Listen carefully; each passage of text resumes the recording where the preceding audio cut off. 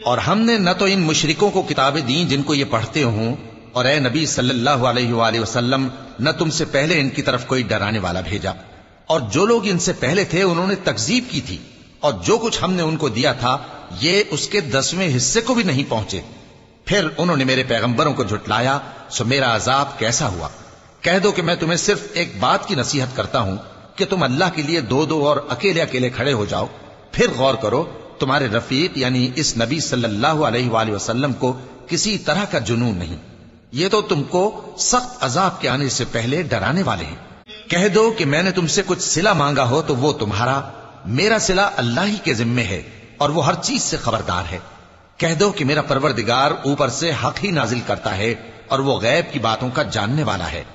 کہہ دو کہ حق آ چکا اور باطل نہ تو پہلے کچھ کر سکتا ہے اور نہ دوبارہ کچھ کرے گا۔